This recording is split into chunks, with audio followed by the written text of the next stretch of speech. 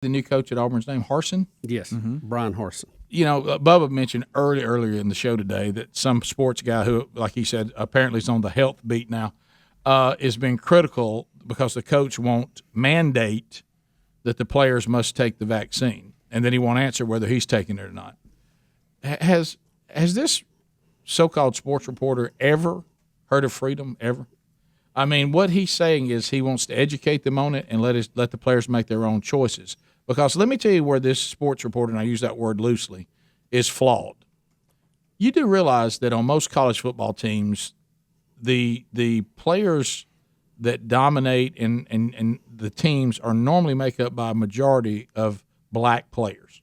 Okay, it's the majority. I mean, you know, and I think the best players should play. I don't care what color they are.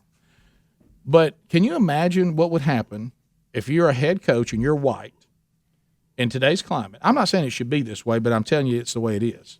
And you mandate that a team that is mostly black all have to be vaccinated, and you're the dictator, and they're going to do it. And then somebody have a bad reaction to the vaccine, or something goes south on that. Is he familiar with the optics of that at all? How that's going to look? So maybe as you are talking about that this guy's off to a bad start in his new gig, he may be smarter than you are. When he says that the players should make their own choice on what they need to do, he may be thinking that through better than you are.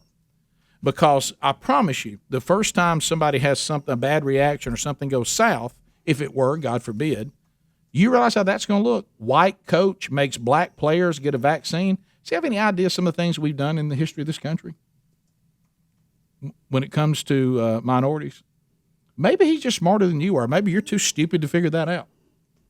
But I would not be in that position of making players get a vaccine. I would say I think it's wise, or here's a suggestion, and here's what we'd like for you to do. But you can't make people put a pharmaceutical in their body that in the situation we're in without them choosing to do so.